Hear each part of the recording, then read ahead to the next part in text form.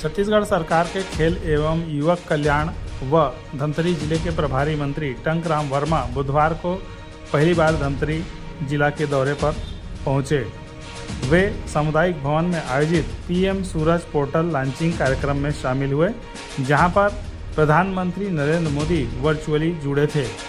यह वंचित वर्गों के लिए आउटरीच कार्यक्रम था, जहां पर लाभार्थियों से प्रधानमंत्री ने बात की।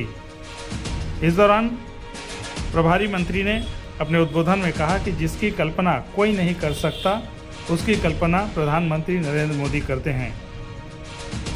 जिस तरह से भारत विकसित राज्य बनने की ओर अग्रसर है, ठीक उसी तरह छत्तीसगढ़ राज्य भी डबल इंजन की सरकार में विकसित राज्य बनेगा। उन्होंने कहा कि आगामी चुनाव में भाजपा की पूर्ण बहुमत होगी और नरेंद्र मोदी फिर से प्रधानमंत्री बनेंगे।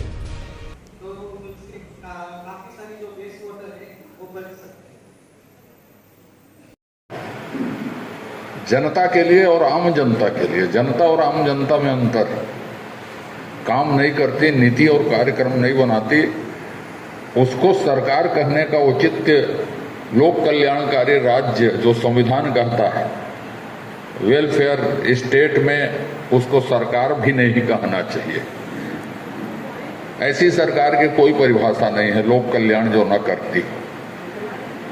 आज हम वंचित वर्ग के लोगों के लिए देश भर के कार्यक्रम को देखा, माननीय प्रधानमंत्री जी के संबोधन को भी सुना। जिस वर्ग के लिए कोई सोचता नहीं था, जिस वर्ग के लिए कोई योजनाएं नहीं थी, और योजनाएं यदि कोई थी तो वहां तक पहुंचते नहीं थे, जनमन खाता खुलने के बाद डीबीटी से सीधे उन तक पहुंच रहे हैं और देश में एक सामाजिक परिवर्तन करवट ले रहा है मोदी जी के नेतृत्व में। आज हमने 3-4 जगह के लाभार्थियों को सुना, महाराष्ट्र से सुना, गुंटूर आंध्र प्रदेश से सुना, जम्मू कश्मीर से सुना, कठुआ से एक बहन जी का। ये छोटे छोटे उदाहरण है। ऐसे उदाहरण हम खोजेंगे तो केंद्र सरकार की या विष्णु सरकार की योजनाओं से लाभान्वित होकर जीवन परिवर्तन कर रहे हैं, जो लड़ाई लड़ रहे हैं जीवन की जिंजीविषा से, ऐसे चरित्रों से भेंट हो जाएगी। भारत माता की, छत्तीसगढ़ महतारी की। आज पीएम सूरज राष्ट्रीय पोर्टल के लॉन्च, सामाजिक उत्थान और रोजगार आधारित जन कल्याण कार्यक्रम के अवसर पर हम सबके बीच, हम सबके मार्गदर्शक, वरिष्ठ नेता, पूर्व मंत्री और विधायक सम्मानीय अजय चंद्राकर जी, पूर्व विधायक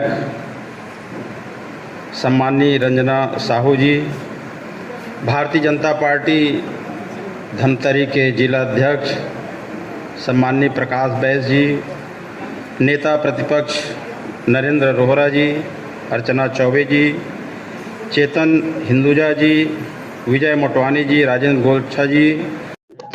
हम लोगों के लिए बड़े सौभाग्य की बात है कि हमारे प्रभारी मंत्री माननीय टंकराम जी वर्मा पीएम सूरज योजना का पोर्टल जो लॉन्च हुआ, माननीय प्रधानमंत्री जी ने लॉन्च किया, उस कार्यक्रम में धमतरी जिला भी जुड़ा था। उसमें भाग लेने के लिए आज आए।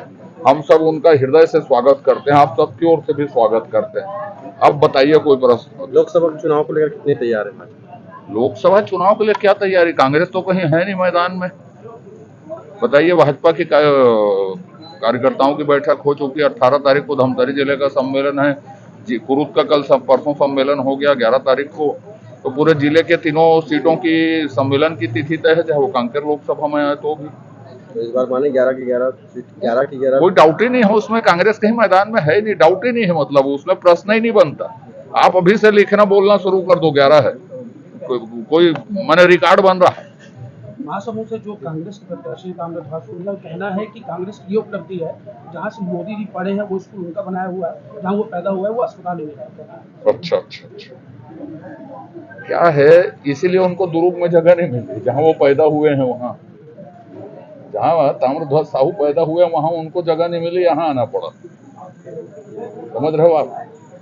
भारी प्रत्याशी का आरोप लगा रहे सरोज पांडे की पूर्व नहीं, लोकसभा में अंदर बाहर का हम नाम नहीं लेते, लेकिन हम इतना कहेंगे कि मोतीलाल साहू जी हमारे साथ हैं।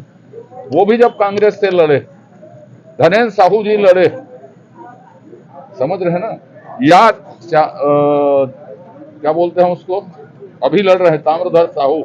ये मूल रूप से महासमुंद लोकसभा के आदमी नहीं थे, तो बहुत दिन से हम सिर्फ इम्पोर्टेड आदमी से चुनाव लड़ रहे हैं और हराक भेज रहे हैं उसको घर, जाओ भाई अब घर में आराम करो तुम लोग का। हरियाणा में जो सैनी है उनको मुख्यमंत्री बनाया गया, कैसे देखते हैं? नारायण सिंह सैनी को मुख्यमंत्री बनाया गया, कैसे देखते हैं? नहीं, उसको देखने की जरूरत नहीं, उसको समझने की जरूरत है कि भाजपा में टंकराम जी जैसे साधारण कार्यकर्ता भी मंत्री बन सकते हैं और सैनी जी जैसे साधारण कार्यकर्ता ग्रास रूट का वर्कर मुख्यमंत्री बन सकते हैं। ये क्रोनोलॉजी को समझने की जरूरत है, बोलने की जरूरत नहीं। ये और ये भाजपा में ही संभव है।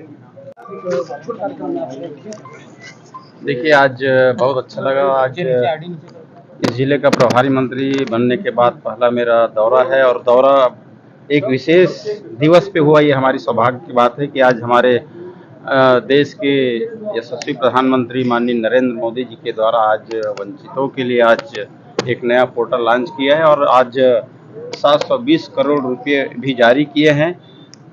नरेंद्र मोदी जी एक ऐसे प्रधानमंत्री हैं जिसको दुनिया की कोई सोच नहीं सकता। उनको सोचते हैं, उनके बारे में सोचते हैं, हर गरीबों के बारे में, पीड़ित के बारे में, दलितों के बारे में, हर वर्ग को साथ लेकर चलते हैं और हर वर्ग के जीवन स्तर को ऊपर उठाना चाहते हैं। जिस जिले में आप आए हैं महासमुंद में जो है यहाँ पर मामलों का गढ़ रहा है और यहाँ पर अवैध प्लाटिंग की भरमार रही है, कैसे जांच करवाएंगे?